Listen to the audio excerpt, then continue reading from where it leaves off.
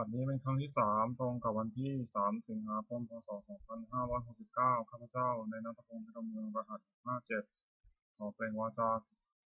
ถวายแก้วเสียงสาธยายพุทธมนต์ถวายเป็นพุทธบูชาธรรมบูชาสังฆบูชาและเป็นอาจาริยบูชาแด่องค์ปู่ทวดเหยียบน้ำเพชรจืดและหลวงปู่ศิลาขอเทพเทวดาเจ้าทั้งหลายโปรดจงมาอนุโมทนาในการสวดสาธยายของข้าพเจ้านี้ขออนุภาพคุณพระรัตนตรัยครูบาอาจารย์และเทพเทวดาทั้งหลายโปรดทรงบันดาลให้จิตของข้าพเจ้าเป็นสมาธิอันควรในการสวดสาธยายมนต์ต่อไปอะระหังสัมมาสัมพุทโธภควาพุทธังภควันตังอภิวาเทมิสวากขาโตภควตาธัมโมธัมมังนัมสสามิสุปฏิปันโนภควโตสาวกสังโฆสังฆังนามามิบทสวดชุมนุมเทวดาสมันตาจักกาวาเรสวัตระขจันตุเทวตาสัทธมังมุนิราชสาสนตุสังฆโมคคังสักเคกาเมจารุเปคิริสิกขาตาเตจันตริเขวิมานีติเปรัตเทสกาเมตารุวนาคหานีเขหาวตุมิเตเต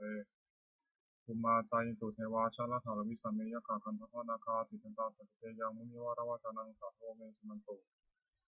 ธรรมสวนากาโลอายัมพันตาธรรมสวนากาโลอายัมพันตาธรรมสวนากาโลอายัมพันตาบทสวดนามกาสิทธิคาถานโมตัสสะภะคะวะโตอะระหะโตสัมมาสัมพุทธัสสะนโมตัสสะภะคะวะโตอะระหะโตสัมมาสัมพุทธัสสะนโมตัสสะภะคะวะโตอะระหะโตสัมมาสัมพุทธัสสะ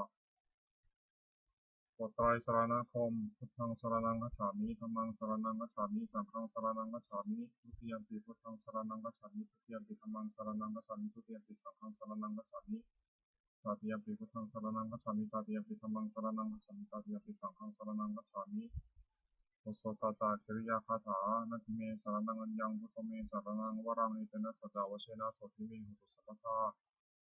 นาทิเมสรณังอัญญังธัมโมเมสรณังวรังอิเตนะสัจจาวเชนะโสติเมหุตุสัพพทานาทิเมสรณังอัญญังสังโฆเมสรณังวรังอิเตนะสัจจาวเชนะโสติเมหุตุสัพพทา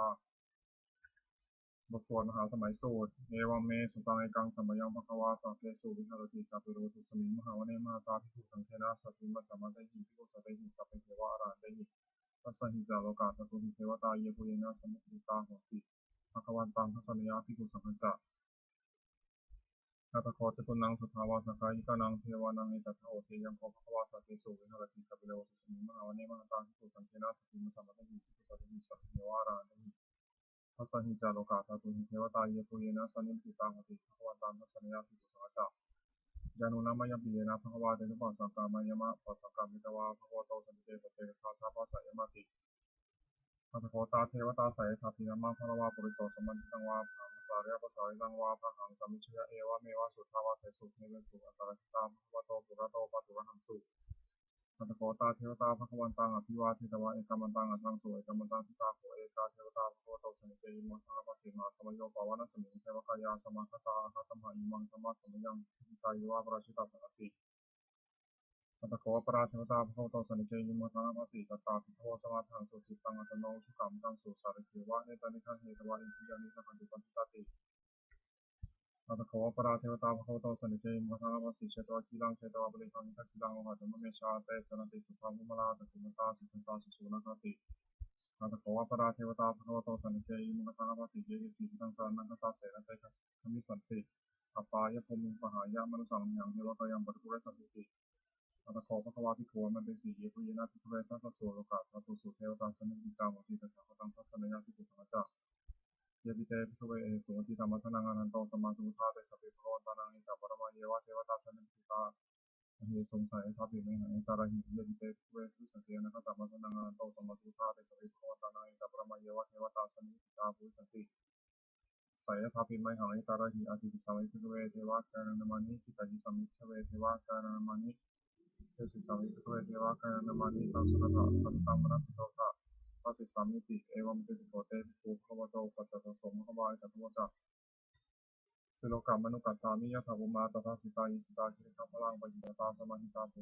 โตสีหาวาสาลีนาโลมหังสามสัมพุโนโอทาธรรมสาสุทาวิปัสสนามุนาวิลาทิโยปัจจตยตวาวเนกัปิตวัตเวตตวามสุขาสาวเกสัสเนรเตเทวกายาภิกตาเตวิชนาถาภิกขโวเตสาสะปะมะกรุงสุตวาพุทธาศาสนังเตสัมปะตุระหูเนนังอมนุสสานังสนังอภิเกสสัมปะตะโกสังสังฆัสสะลิงสตังเกสาสานังอมนุสสานมะสง อเปเกนะตามัทคุที่สาสภาพุทธาหงจันทสพังวิญญาณวะกิตวานาจัตมาตตวานิสัตตาสามเทศเสเนระเตเทวกยาพิตาเทวิชนะสัพโพโยตันสังเทระยิมุติโสสัพพสังสาวะขาภูมากัปิลวัฏวายกิมโตชุติมันตวานาวันโตวิสุสีโนมคามนาบิคัมปิคุนันสมิมุนังชาสังสาหินาวตายขานังโตนิโนกิมโตชุติมันตวานาวันโตวิสุสีโนมคามนาบิคัมปิคุนันสมิมุนังสัตตาคิราติสังสายขานังโตนิโนกิมโตชุติมันตวานาวันโตวิสุสีโนมคามนาบิคัมปิคุนันสมิมุนังเจเตโสลาสังสายขานังโตนิโนกิมโตชุติมันตวานาวันโตวิสุสีโนมคามนาบิคัมปิคุนันสมิมุนังเวสามิตาปัจจสตายขานังโตนิโนกิมโตชุติมันตวานาวันโตวิสุสีโนมคามนาบิคัมปิคุนันสมิมุนังกุมพิโรราชาไคโกเวปุรสานิเมสนังบิโยนังสัตตาสาสามยพนังบิโรปัสสิกุมพิโรราชาไคโกสวะคัสมิมุนังปุริมันตติสังราชาพุทธารัตโถปะสาตุเรตังพนาติปิวานาชายสัสสิโสพุทธปิตาสาภาวันธรรมนามหาภราอิติมันโตชุติมันตวานามโตอิสุสิโนโมธรรมนาติกัมปิโกนังสมิมุนังทักขินันจติสังราชาบุรุษโหตปาสาสุริคุมมัทนาติปิมหาราชายสัสสิโสพุทธปิตาสาภาวันธรรมนามหาภราอิติมันโตชุติมันตวานามโตอิสุสิโนโมธรรมนาติกัมปิโกนังสมิมุนังปัจฉิมัญจาทิสาราชาวิรูปโขปสาสตินักขณะที่ปิมาราชายสัสสิโสพุทธปิตาสาภาวันธรรมนามหาภราอิติมันโตชุติมันตวานามโตอิสุสิโนโมธรรมนาติกัมปิโกนังสมิมุนังอุตรัญจติสาราชากุวโรตปาสสติยคณาทิปิมาราชายสัสสิโสพุทธปิตาสาภาวันธรรมนามหาภราอิติมันโตชุติมันตวานามโตอิสุสิโนโมธรรมนาติกัมปิโกนังสมิมุนังปุริมาทิสังฆตาระโถทักขินาวุฒโขปชินาวุรุปโขกุเวโรตังทิสาสตาโรเตมาราชาสมตาตโตทิสาทุกนามนาตันสุวันเอกปิลวัฏเวเตสัมมายาวิโนทัสสะอาคูจันติตาสถามยาปิเตภูเวเตภูมิภูตาวิโรตหะจันทโนกรรมเสโตจากคินุคันทุนิคันุจากปนาโทปามันโยจากเทวสุโตธรรมากริตเสโนทกัตถวันนโรชาชนสโพนาภูปัญจสิโตเจวตินพรูโสยาวัจสาเอเตชิเนจาราชโนคันธาสาราจุโมธรรมนาจัมุควานเสนุนังอัฏฐาภูนังภาษานาคาเวสาราสหปัญชกากัมภะรัสสะรากัมภะรัสสะตระอาโภปยาคาสายาติยามุนาทัสสะราชาจาภูนคายสสิโรยาวันโนมหานโคสภะสุวิมนังเยนะคาราเชสังสาหะติทิพัทิชาปกีวิสุทธะโขวันหายสาเตวนามัชปตาจิตาสุปนาอิติเตสนามังอภัยรตานาคาสานามัสสิสุปนาเตาเถรมกาสิตุโตสานะหิวาจัยหิปาวหายตานาคาสุวนาสานามกัสมุทังชิตาวชิระหะเตนะสมุทังสุรัตตาวตาวะสาวะเสเตหิมันโตยะสสิโลกาลธามหัพสมาสุราธนาบุตสาวิปัสสิติสุติสาวนาราโทนมุติสหสตันจาภลิปุตานังสัพเพเวโรตนามกาสานังหิตวะพุสังนังราหุตุตามภาคุสังโยคณิพันเตริคุนังสิมุนังนาโปเตเทวาปฏิจจเตโชวายโยตถาคโมรุณาอุรณาเทวาโสโมจายสาสสหเมตตาคุรกายกายิกาคุเทวายสุสิโนทัสเสเตทัสสะทากายาสัพเพนะโตนิโนจิมโตชุติวันตวันโนโตยสุสิโนโมทามนาคัมภิกุนังสิมุนังเวนทุตเทวาสังหริจาสมาตถวยมาตถสุปิสาเทวาจันทมาคุปรักิตาสุรยสุปิสาเทวาสุรยมาคุปรักิตานักขัตานิปุรักเทวาคุมทวารหักาวสุนังวโสเสโสสโภมหาบุริโตทัสเสเตทัสสะทากายาสัพเพนะโตนิโนจิมโตชุติวันตวันโนโตยสุสิโนโมทามนาคัมภิกุนังสิมุนังคาถาภูสังภูเทวาชารามคิสิทาริวะอริตกาเสโนชาจังมาภูพานิทัสสิโนวรุณาสหธรรมจาจุตาเจเนชิกาสุรยะลุติกาภูวสาวนิสิโนทัสเสเตทัสสะทากายาสัพเพนะโตนิโนจิมโตชุติวันตวันโนโตยสุสิโนโมทามนาคัมภิกุนังสิมุนังสมานามาสมานามุสามนุสุตมาจิตาปุริสกาภูวะโกมโนปุริสกาภาภูเรเทวายสาริตวาสิโนบารัคามาบารัคาเทวายสุสิโนทัสเสเตทัสสะทากายาสัพเพนะโตนิโนจิมโตชุติวันตวันโนโตยสุสิโนโมทามนาคัมภิกุนังสิมุนังสุกาการุมหารุณาคุชนะสัตสหโอตาเตเกหาภมุขาคุทิวาจักนาสัทธมตาหารักษามิสตาจายสุสิโนธนายนาคาวิชุโนยุสายุสติทัสเสเตทัสสะทากายาสัพเพนะโตนิโนจิมโตชุติวันตวันโนโตยสุสิโนโมทามนาคัมภิกุนังสิมุนังเขมิยาตุสิตายามากัตถกาจายาสัสสิโนสัมปิตกาลามาเสถาโจตินามาจาสวานิมานาราลิมาคุวะคุปรณิมิตาทัสเสเตทัสสะทากายาสัพเพนะโตนิโนจิมโตชุติวันตวันโนโตยสุสิโนโมทามนาคัมภิกุนังสิมุนัง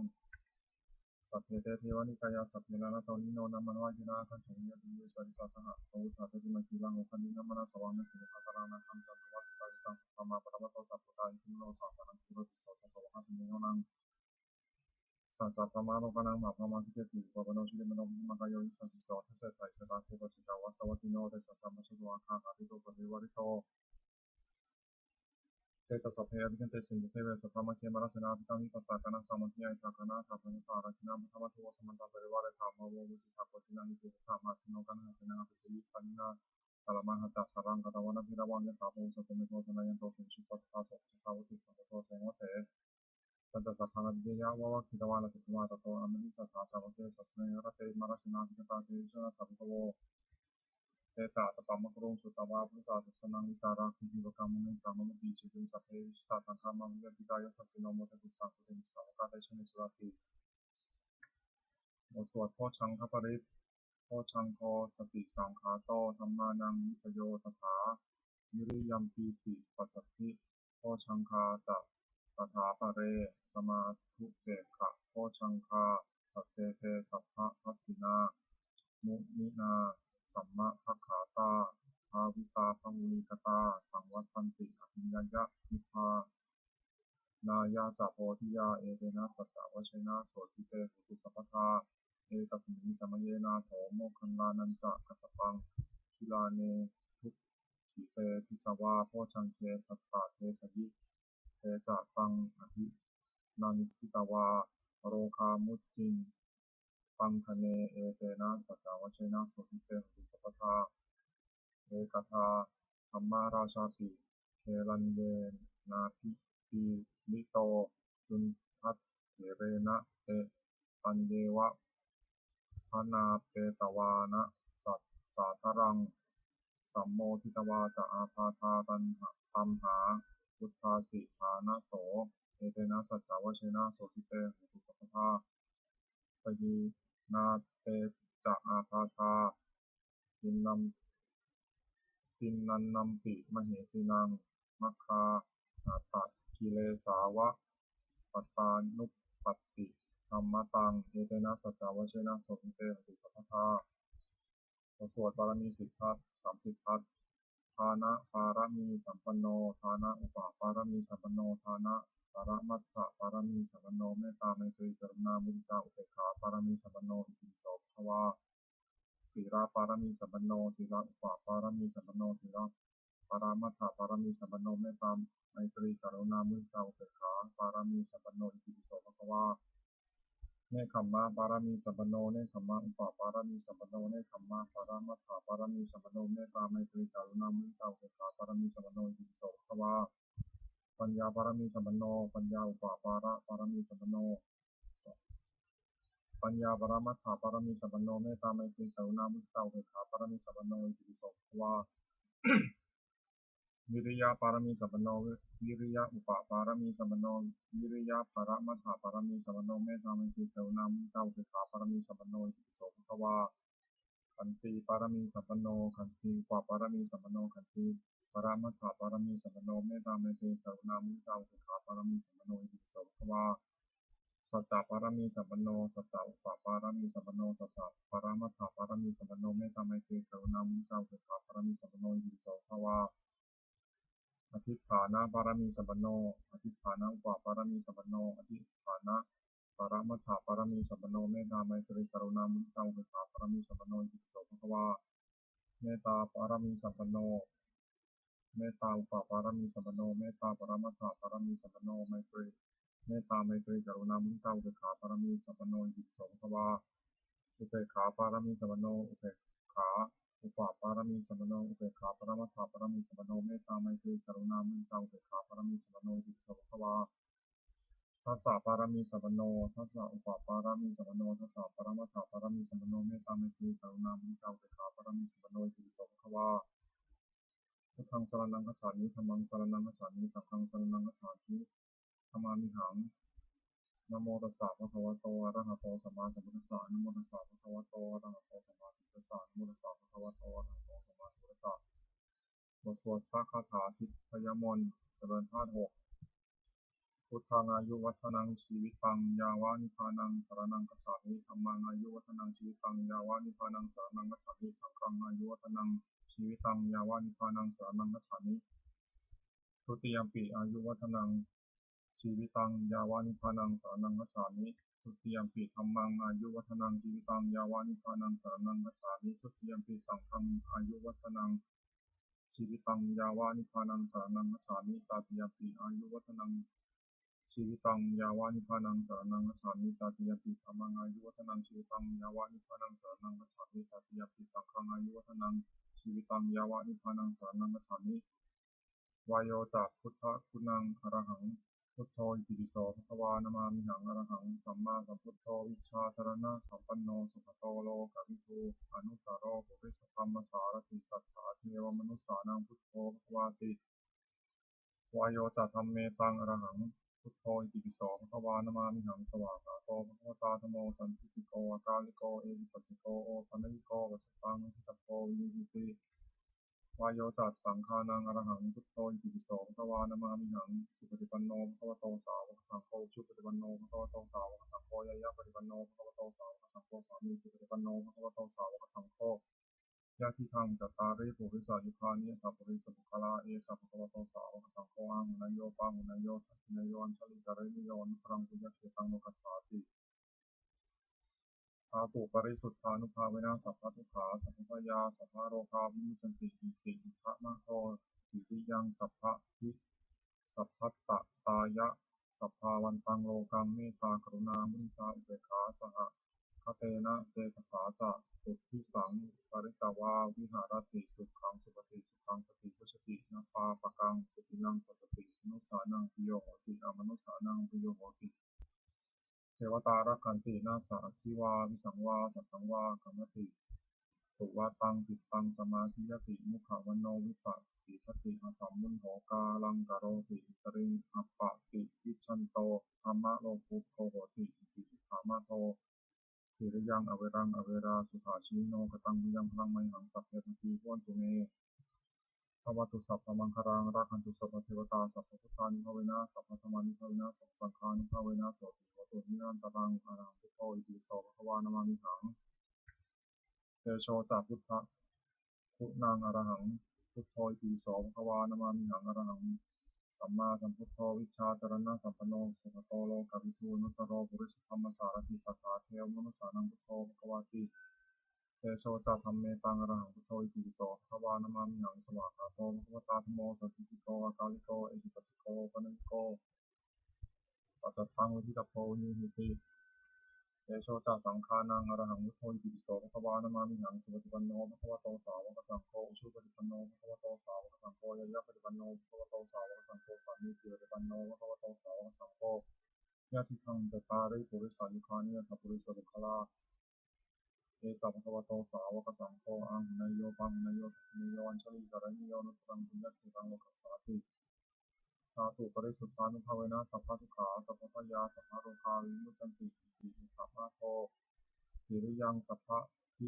สัพพัตตตายะสัพพาวันตังโลกังเมตตากรุณามุทิตาอุเบกขาสห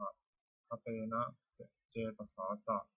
ปุถทิสังปริตวาวิหารติสุขังสุปฏิสุขังปฏิพุชตินาปาปะกังสุตินังปัสสติมนุสสานังปิโยโหติอมนุสสานังปิโยโหติเทวตารักขันตินาสาทิวาวิสังวาสัตถังวากัมมติ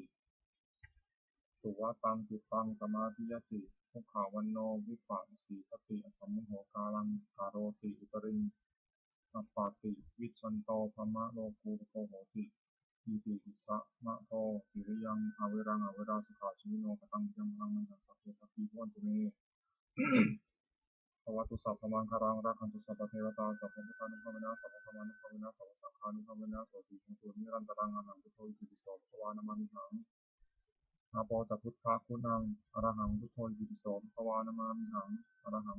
สัมมาสัมพุทโธวิชชาจรณะสัมปันโนสุขโตโลกวิทูอนุตตรโรปุริสธรรมสารติสัทธาเทวมนุสสานังพุทโธภควติ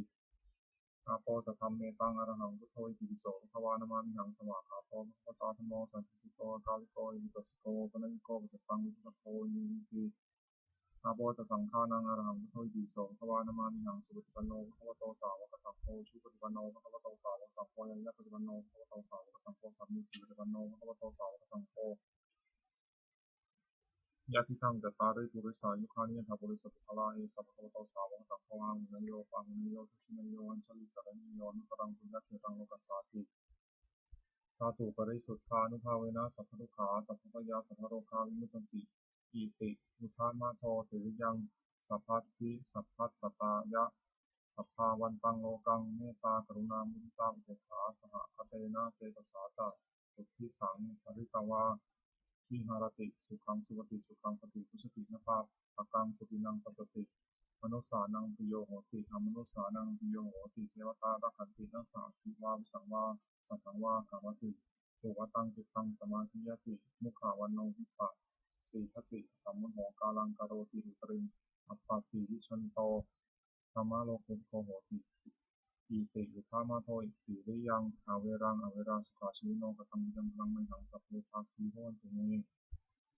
ภวตุสัพพมังครังรักขันตุสัพพเทวตาสัพพพุทธานุภาเวนะสัพพธรรมานุภาเวนะสัพพสังฆานุภาเวนะโสติโยโตนิรันตรังอรหังพุทโธอิติปิโสภวานามามิหังปัทวีจาพุทธะคุณังอรหังพุทโธอิติปิโสภวานามามิหังอรหังสัมมาสัมพุทโธวิชาจารณะสัมปันโนสุขโตโลกาวิทูนุตโรพุทธธรรมสารถิสัทธาเทวมนุสสานังพุทโธภวติปัทวีจาธรรมเมตังอรหังพุทโธอิติปิโสภวานามามิหังสวากขาโตภวตาธัมโมสัพพิติโกกาลิโกเอหิปัสสิโกโอปนิโกปัจจิตังทิฏฐโพนิพิติปัทวีจะสังฆานังอรหังพุทโธอิติปิโสภวานามามิหังสุปฏิปันโนภควโตสาวกสังโฆสุปฏิปันโนภควโตสาวกสังโฆเยยะปฏิปันโนภควโตสาวกสังโฆสามีจิปฏิปันโนภควโตสาวกสังโฆญาติทังจัตตาริปุริสายุคานิทัพปุริสบุคลานิสัพโพโตสาวกสังโฆอังเนโยปังเนโยทัพเนโยอัญชลิกรณิโยนิปรังปุญญเขตังโมกัสสาติธาตุปริสุทธานุภาเวนะสัพพทุกขาสัพพยาสัพพโรคาวิมุตติอิติอุทามาโทติริยังสัพพทิสัพพัตตตายะสัพพาวันตังโลกังเมตตากรุณามุทิตาอุเบกขาสหคเตนะเจตสาจะสุทิสังภริตวาวิหารติสุขังสุปฏิสุขังปฏิพุชตินปาปะกังสุปินังปัสสติมนุสสานังปิโยโหติอมนุสสานังปิโยโหติเทวตารักขันตินัสสะอภิวาวิสังวาสังวากามติตุวตังจิตตังสมาธิยติมุขาวันโนวิปะสีทติอสัมมุโหกาลังกโรติตริงอัปปะติวิชันโตธรรมะโลกุโคโหติอิติพุทธามาโทติริยังอเวรังอเวราสุขาชิโนกตังวิจมนังไม่หังสัพยาคีวันตุเมภวตุสัพพมังคลังรักขันตุสัพพเทวตาสัพพพุทธานุภาเวนะสัพพธรรมานุภาเวนะสัพพสังฆานุภาเวนะโสติโยตุนิรันตรังอนังพุทโธอิติปิโสภวานามามิหังอากาสาจะพุทธะคุณังอรหังพุทโธอิติปิโสภวานามามิหังอรหังสัมมาสัมพุทโธวิชาจารณะสัมปันโนสุขโตโลกวิทูนุตโรปุริสธรรมสารติสัทธาเทวมนุสสานังพุทโธภควาติอากาสาจะธรรมเมตังอรหังพุทโธอิติปิโสภวานามามิหังสวากขาโตภวตาธโมสันติโกอากาลิโกอิปัสสิโกปนิโกตังตะโพนิติอากาสาจะสังฆานังอรหังพุทโธอิติปิโสภวานามามิหังสุปฏิปันโนภควโตสาวกสังโฆสุปฏิปันโนภควโตสาวกสังโฆเยยะปฏิปันโนภควโตสาวกสังโฆสามีจิปฏิปันโนภควโตสาวกสังโฆญาติทังจัตตาริปุริสายุคานิทัพปุริสบุคลาเยสัพพะโตสาวกสังโฆอังเนโยปังเนโยทัพเนโยอัญชลิกรณิโยอนุตตรังปุญญคิตังโมกัสสาติธาตุปริสุทธานุภาเวนะสัพพทุกขาสัพพยาสัพพโรคาวิมุตติอิติอุทามาโทติริยังสัพพะทิสัพพัตตตายะ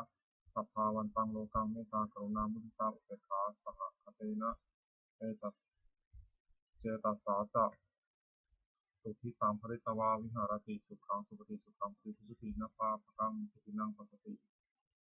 มนุสสานังปิโยโหติอมนุสสานังปิโยโหติเทวตารักขันตินาสาทิวาวิสังวาสังฆวากามติ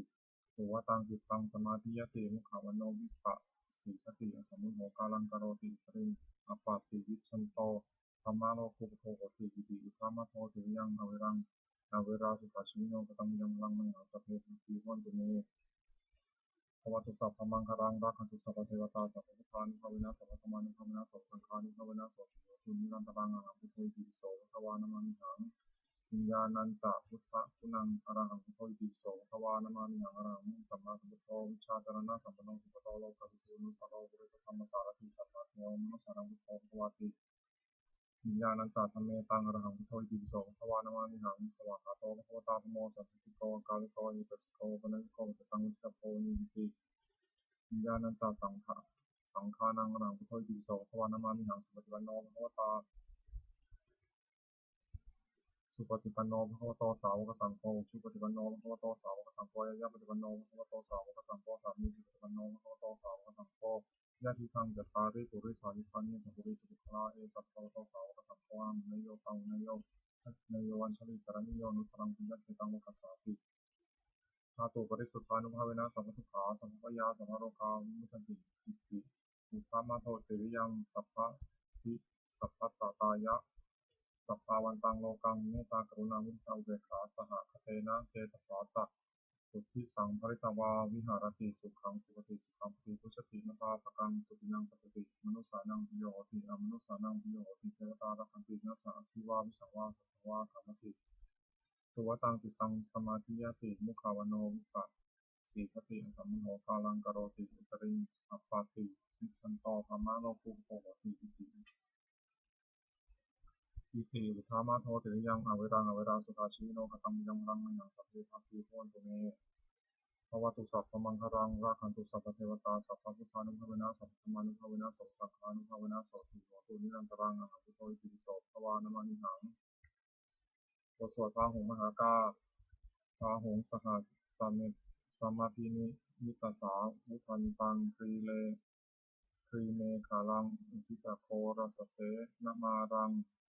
ทานาทิธรรมวิธินาชิตาวามุนิโทตันเตชะสาภวตุเตชยมังคลานิมาราหิเรกามปิยุตชิตาสาชิตาสัพพรติงโครัมปนาราวกามัคคะมะทัตถยักขังขันติสุทันตวิธินาชิตาวามุนิโทตันเตชะสาภวตุเตชยมังคลานินาราคิริงคชวรังอติมัตตภูตังทาวคิจักกามัสสนีวสุทารุนันตังเมตตัมพุเสกวิธินาชิตาวามุนิโทตันเตชะสาภวตุเตชยมังคลานิอุคิตคัคขมาติหัตถสุทานรุนันตังทาวันติโยชนะปะถังคุลิมาละวันตังอินทีวิสังขตัมมโนชิตวามุนิโทตันเตชะสาภวตุเตชยมังคลานิกัตวานะกัตถมุทธารังอิวะคัพพินิยาจินจายะทุตถวจานังชนกายมัชเชสันเตนะโสมาวิธินาชิตวามุนิโทตันเตชะสาภวตุเตชยมังคลานิสัจจังวิหายะมติสัจจะกวาทะเกตุงวาทาภิโรหิตามนังอติอันทภูตังปัญญาปฏิปัชชลิโตชิตวามุนิโทตันเตชะสาภวตุเตชยมังคลานินันโทปนันทะพุชคังวิพุทังมหิติงปุตเตนะเถระพุชเคนะพระมาปยันโตอินทุปเตสาวิธินาชิตวามุนิโทตันเตชะสาภวตุเตชยมังคลานิทุกขาหัตถิพิพุชเคนะสุทัตถหัตถังธัมมังวิสุทธิชุตินิพพิทกาพิธานัง ยานาคเทนะวิธินาชิตวามุนิโทตันเตชะสาภวตุเตชยมังคลานิเทตาปิพุทธชยมังคละอัตถกาคาถาโยวาจโนทินาทิเนสารเตมัตตันทีหิตวานนะเนกาวิวิธานิจุปัฏฐวานิโมขังสุขังอธิคมัยยะนาโรสัพปัญโยมหาการุณิโกนาโถหิตายะสัพพะปานินางปุเรตวาปาริสัพพะปะโตสัมโพธิมุตตมังอิตินะสัจจาวชินะโหติเตชยมังคลังชยันโตภริยามุเลสักยานังนันทิวุฒโนเอวังตวังวิชโยมิชยสุชยมังคเลปราชตปนังเกสิเสปฏิวิโปกะเรทิสเกสัพพะทนาขวัตโตวโมทติชิมะตังสุมังคลังสุปะตังสุตังสุขโนสุมุตโตตัสวิทังธรรมะจาริสุปัทถินังกายกัมมังวาจากัมมังปัทถินังมโนกัมมังสัมมุทิเตปัทถินานิกัตวานานัปปะเตปัทถิเนภวตุสัพพมังคลังรักขันตุสัพพเทวตาสัพพพุทธานุภาเวนะสัพพโสติภวันตุเมเตภวตุสัพพมังคลังรักขันตุสัพพเทวตาสัพพธรรมานุภาเวนะสัพพโสติภวันตุเตภวตุสัพพมังคลังรักขันตุสัพพเทวตาสัพพสังฆานุภาเวนะสัพพโสติภวันตุเตบทสวดภวติงสาการปาฐะอาการ32อายังโขเมกายโยกายของเรานี้แลหุพังปาทสาราเบื้องบนแต่พื้นเท้าขึ้นมาอโทเกสาเกสะมัทธากาเบื้องต่ำแต่ปลายผมลงไปตัจจะปาริยันโตมีหนังนุ่มอยู่ถึงสุดรอบภูโรนาปัปนานัปปะการสะอ อสุจิโนเต็มไปด้วยของไม่สะอาดมีประการต่างๆอัตถิอัตถิอิมัสสมิงกายเยมีอยู่ในกายนี้เกสาคือผมทั้งหลายโลมาคือขนทั้งหลายนาขาคือเล็บทั้งหลายทันตาคือฟันทั้งหลายตาโจคือหนังมังสังคือเนื้อนะหารูคือเอ็นทั้งหลายอัตถิคือกระดูกทั้งหลายอัตถินิจชังเยื่อในกระดูกวักกังม้ามอาทายังหัวใจยะกะนังตับกิโลมะกังผังผืดกีหากังไตตับผาสังปอดอันตังไส้ใหญ่อันปะทุนังไส้น้อยอุทาริยังอาหารใหม่การีสังอาหารเก่ามัทธะเกมัทธะลุงคังเยื่อในสมองศีรษะติดตังน้ำดีเสมหะน้ำเสลดปกโพน้ำเหลืองโลหิตังน้ำเลือดเสโทน้ำเหงื่อเมโทน้ำมันข้นอสุน้ำตาวสาน้ำมันเหลวเถโรน้ำลายสิงคานิกาน้ำมูกลาสิกาน้ำไข่ข้อมุตังน้ำมูดเอวัมมะยังเมตาโยกายของเรานี้อย่างนี้อุทังปาทะตารา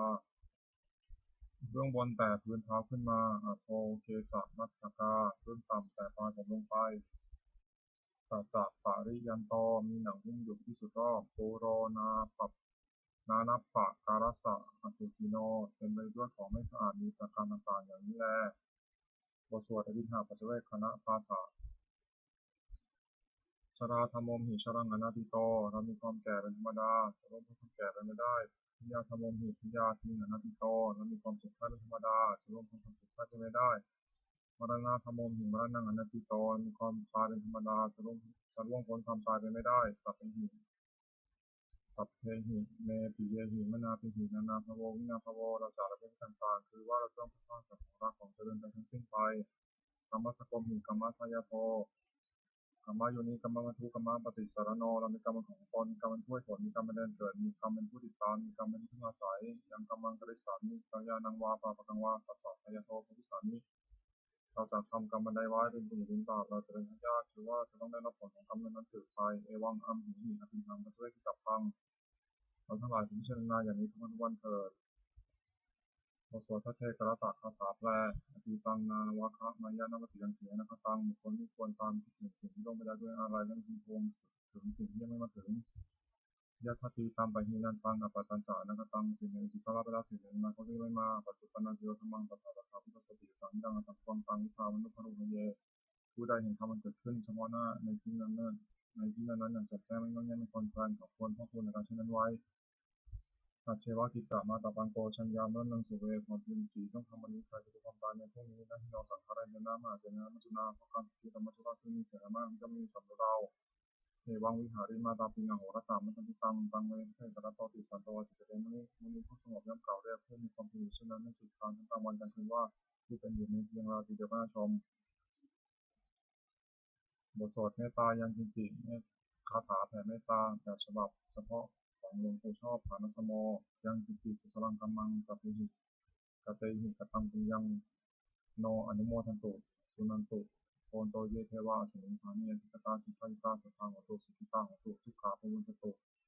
มาตาติกาสุขิตาโหตุทุกขาปมุนจตุสัพเพยติกาสุขิตาโหตุทุกขาปมุนจตุสัพเพอายติกาสุขิตาโหตุทุกขาปมุนจตุสัพเพปิสาสัพเพยขาสัพเพเตตาสุขิตาโหตุทุกขาปมุนจตุสัพเพอัสสริยุปัชฌายาสุขิตาโหตุทุกขาปมุนจตุสัพเพนัคขัตตาสุขิตาโหตุทุกขาปมุนจตุสัพเพเทวาสุขิตาโหตุทุกขาปมุนจตุสัพเพสามาทินังสมิชันตุโวปฏิฆานาคาถายาเทวตาสันติวิหาราวาสินีปุเรเทเรปฏิเทเรตัหิตัหินาธรรมะทานินาพวันตุกุชิตาโสติปุโรนิทาวิหารามันเทเรเถราจมัชานวกาสุโตสารามิกาธานาปฏิวาสกาคามาคิริสานิธมาติสราสปานิพุตาสุตาพุทเตชาลาผู้ชายยิจาทัสสัมภวาสังเสกชาตาจโวปฏิการนิยนิการธรรมวรังปฏิเสเตสัพพิติปัสสะคารตุสังยังธาตุจิรังสังธาตุจิรังสตังธรรมโมธรรมทราจบุคลาสังโฆตุสมะควะอัคายะจาอิกายะจาอเมรักขุสโมสัพพิธรรมจาริโนวุติสัพพะเนียมัตเมียเรภาวเตสันนานโหนตุสัพเพติปายิโนพระสัสสนิสัมมาทาโมวิชันโตคาเลเทโวภวสตุวุติภาวายะสตานังสมิตามิปุเรตนิมาตาปิตาจัตตาชังนิจังรังติปิตกังวังธเมนาราชโนชังรังติสัพพะ เทวตาวิโยชนะคาถาสุขปตาจินิสุขาพยาปตาจินิพยาสุขปตาจินิโสกาโหตุสัพเพปิตานิโนเอตาวตาสามีสัมปตังมิยสัมปตังสัพเทวานุโมตุสัพพะสัพพติสิทธิยาทานังทันตุสัพพยาสิรังนักขุสัพพตาภวนาพิณตังโหตุสัพพติเทวตาคตาสัพเพพุทธาพระปตาปัจเจกนันเดินพลังอหันตังจาเตชนะนักขมัตมิสวโสบทแผ่เมตตาอุทิศสัพเพสัตตาสัตตาโหตุวราสุขาชีวิโนภาสัพพิงหลายยืนยืนจากการคันเลยจนผู้ดำรงชีพอยู่สุขมาเถิดกระทำยังรังมันหาสัพเพตังชีพมันตุเตภาษาทั้งหลายจงได้สวยผลบุญที่พระเจ้าได้มาเป็นด้วยกายวาจาใจนั้นเถิดสัพเพพุทธาพระปัตตาปัจเจกนันเดินพลังอหันตังจาเตชนะนักขมัตมิสวโสสัพเพพุทธาพระปัตตาปัจเจกนันเดินพลังอหันตังจาเตชนะนักขมัตมิสวโสสัพเพพุทธาพระปัตตาปัจเจกนันเดินพลังอหันตังจาเตชนะนักขมัตมิสวโสสัพพิพุทธาพระปัตตาปัจเจกนันจังพลังอหันตังจัตติชนะนักขังธมิสวโสสัพพิพุทธาพระปัตตาปัจเจกนันจังพลังอหันตังจัตติชนะนักขังธมิสวโสสัพพิพุทธาพระปัตตาปัจเจกนันจังพลังอหันตังจัตติชนะนักขังธมิสวโสสัพพิพุทธาพระปัตตาปัจเจกนันจังพลังอหันตังจัตติชนะนักขังธมิสวโส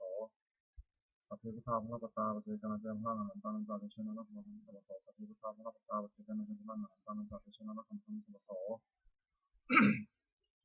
มาสวดบูชาหลวงปู่ทวดนะโมโพธิสัตวาคันยมิยะอิติภควานะโมโพธิสัตวาคันยมิยะอิติภควานะโมโพธิสัตวาคันยมิยะอิติภควาสมังคลคาถาโหตุสัพพังสมังครังรักขันตุสัพพเทวตาสัพพุทธานุภาเวนะโสติของตุนิรันตรังโหตุสัพพังสมังครังรักขันตุสัพพเทวตาสัพพุทธานุภาเวนะโสติของตุนิรันตรังโหตุสัพพังสมังครังรักขันตุสัพพเทวตาสัพพสังฆานุภาเวนะโสติของตุนิรันตรังข้อที่สองแห่งผลบุญกุศลนี้อันเกิดจากการสวดสรรเสริญคุณพระรัตนตรัยพร้อมทั้งการเจริญพระพุทธมนต์และพระคาถาเหล่านี้โปรดจงเป็นพระวปัจจัยให้องค์หลวงปู่ศิลาสิริจันโทมีธาตุขันธ์แข็งแรงปราศจากโรคภัยไข้เจ็บทั้งปวงเจริญอายุยืนนานเป็นร่มโพล่มไทรให้กับบรรดาศิษย์พุทธศาสนิกชนเป็นหลักชัยให้พุทธศาสนาพระพุทธศาสนาไปขาดเท่านานและขออานิสงส์นี้จงบังเกิดเป็นสัพพสิริมงคลแก่ข้าพเจ้าให้ข้าปลอดภัยจากทุกโศกโรคภัยอันตรายทั้งปวงให้มีแหล่งรายได้สุจริตมั่นคงไม่มีเหลือกินเหลือใช้คำว่าไม่มีอดอยากยากจนขอให้มีแก่ข้าพเจ้าขอให้ข้าพเจ้ามีสัมมาทิฏฐิตั้งมั่นในพระธรรมคำสอนในองค์สมเด็จพระสัมมาสัมพุทธเจ้าดำรงอยู่ในความดีงามตลอดกาลนานทั้งขอให้เทพเทวดาทั้งหลายได้อนุโมทนาสาธุการในบุญกุศลนี้เมื่ออนุโมทนาแล้วโปรดประสิทธิ์ประสาทพรและอนุภาพความศักดิ์สิทธิ์สู่ที่มงคลหลวงปู่ทวดยศถีหลวงปู่ทวดเปิดโลกหลวงปู่ศิลามนต์มหาญาณหลวงปู่ศิลารวมถึงวัตถุมงคลทั้งปวงที่ศักดิ์สิทธิ์เลยได้จัดสร้างขึ้นเปลี่ยนด้วยพุทธานุภาพเทวานุภาพ